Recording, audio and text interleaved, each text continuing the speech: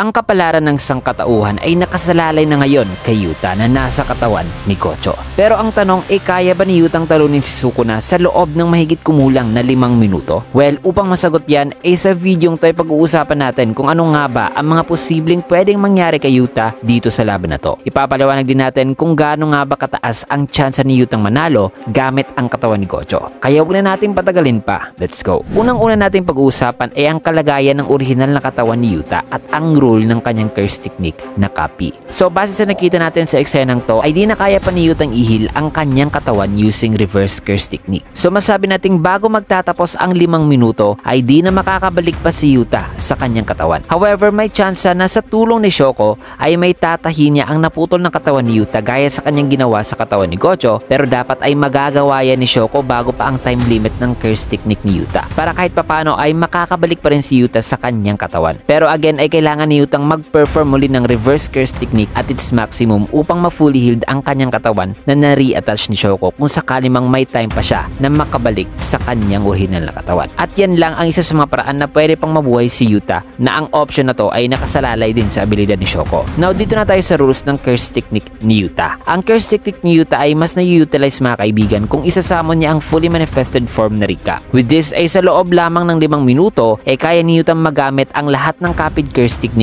At di lang yan, nakita rin natin noon na nakakapagbigay din si Rika ng iba't ibang curse tools kay Yuta. In addition with that ay nagsusupply din si Rika ng kay Yuta. So yan ang rules at ang tungkol sa kalagayan ng original na katawan ni Yuta. So ngayon na alam na natin ang tungkol sa mga bagay na yan mga kaibigan, ay dito na tayo sa 3 posibilidad na nabanggit ni Maymay patungkol sa mga bagay na pwede mangyari kay Yuta after ng body swap o after ng 5-minute time limit. So base sa nabanggit ni Maymay na ang unang possibility ay kung ang curse technique daw ni Kenjaku ay kailangan pa palang i-activate palagi, then kung mag-e-expire na raw ang 5 minuto na time limit sa pagkopya ni Yuta ng curse technique ay automatic na mamamatay daw talaga si Yuta since na di na raw nito ma-maintain pa ang body at ang soul ni Gojo. However, on my hand ay sa tingin ko na ang curse technique ni Kenjaku ay hindi kailangang i-activate palagi upang ma-maintain niya ang paggamit sa katawan ng kanyang vessel. Kasi base sa pagkipaglaban ni Kenjaku noon kay Yuki ay nung pagkatapos ng kanyang pag-activate ng domain expansion ay nakita natin na nag-suffer ito ng curse technique burnout. Na kung ang curse technique ni Kenjaku ay kailangan palang i-activate palagi, then ang curse technique burnout na yun ay magpapa-enable pala sana kay Kenjaku na magamit ang kanyang curse technique na magre-resulta rin pala sa pagkamatay nito.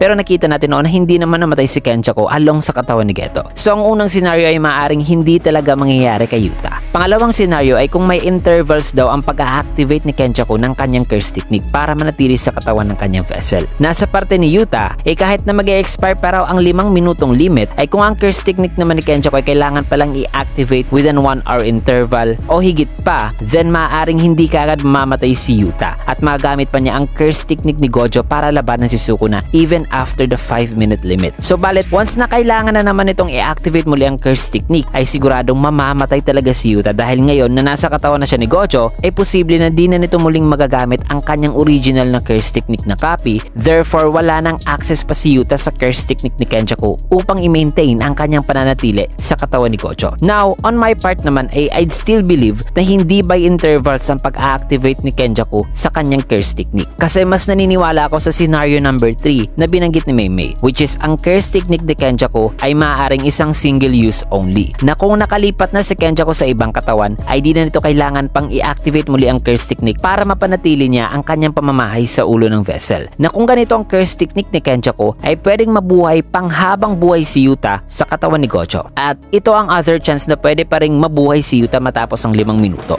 Now, kung pagbabasihan natin ang 3 nabanggit ni Maymay na mga possibilities sa maaaring kapalaran ni Yuta, ang masasabi kong ang mainam na dapat gawin ni Yuta dito upang mabuhay o para mabuhay ay bago pa ang 5 minuto ay kailangan niyang talunin si Sukuna para may time pa siyang makalipat sa kanyang original na katawan. Yun ay kung nare-attach na ni Shoko within the 5-minute limit ang katawan ni Yuta. Subalit realistically, ang time limit ni Yuta para tapusin ang lahat ay hindi na 5 minuto kundi nasa mga 4 na minuto na lamang mga kaibigan kung isasama natin dito ang time ng paglipat ni Yuta sa katawan ni Gojo at ang kanyang pagdating sa battlefield, in which ang kanyang pagdating ay maaaring nangyari in an instant lamang mga kaibigan gamit ang teleportation technique ni Gojo o gamit ang technique ni Wiwi. Now, the question is, kaya ba ni Yuta ang talunin si Sukuna gamit ang katawan ngayon ni Gojo? Well, ayon dito ng narrator mga kaibigan, ay maaaring may pang-counter na raw si Gojo sa barrierless domain ni Sukuna. So possible na di na kaya ni Sukunang basagin ng Unlimited Void, which will result sa isang battle of domain na magka-cancel out lamang ang kani-kanilang sure hit effects. At when it comes to this mga kaibigan, ay mas lamang si Yuta dito kasi sa kalagayang to ni Sukuna ay mahihirapan na si Sukuna sa hand-to-hand combat, whereas si Yuta ay nasa mas mabuting kondisyon. Bukod pa dyan ay kahit sabihin pa natin na di pa gaano kasanay si Yuta sa paggamit ng Limitless,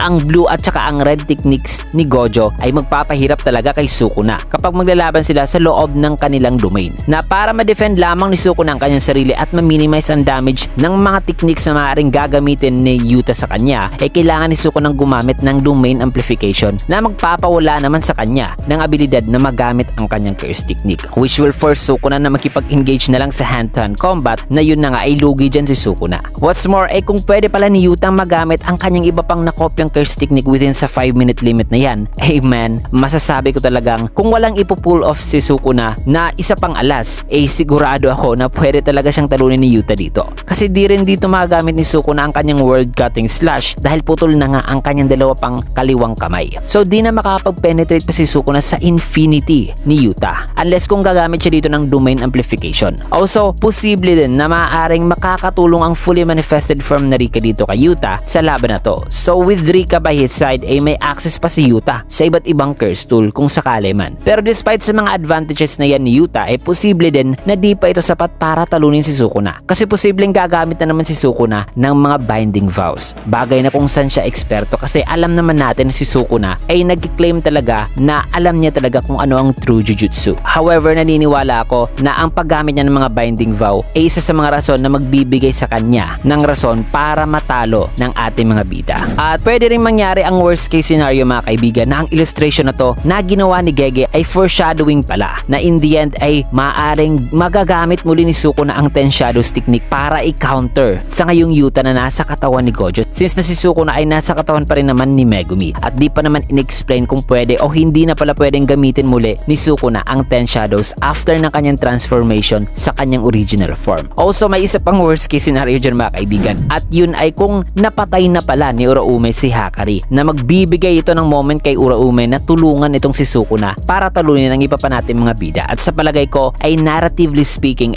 parang hindi rin si Yuta ang tatapos kay Sukuna dito kasi si Yuji pa rin naman ang bida. Kaya nakikita ko na si Yuji pa rin ang magbibigay ng finishing blow sa King of Curses. Pero nakikita ko rin na makakapagbibigay din si Yuta ng malaking opportunity para tapusin ang King of Curses. So in conclusion ay masabi kong kung mataas ang risk na pwedeng mamatay si Yuta after the 5-minute limit, ay mataas din naman ang tsansa na mananalo siya sa laban na to, knowing na ang domain expansion ni Sukuna ay may 99 seconds na time limit lamang dahil sa kanyang binding vow na ginawa. So hindi rin siya tatagal sa Clash of Domain expansion unlike before. So isa na yan mga kaibigan sa resulta sa kanyang paggamit ng binding vow na medyo lugi na siya when it comes sa Battle of Domain. Kung kaya't napaka-exciting talaga maaaring susunod na mga mangyari sa kung ano kaya ang gagawin ni Sukuna sa sitwasyon na to. So yun ang lahat ng mga bagay na masasabi kung pwedeng mangyari kay Yuta at ang pwedeng magiging resulta sa kanilang laban. Kayo, may iba pa ba kayong predictions at theory? Let me know your thoughts dyan sa comment section. Kaya naman kung nagustuhan nyo ang ating video, kaya nag-a like, comment, follow, subscribe na rin for more videos like this. Maraming salamat and see you guys again on my next video.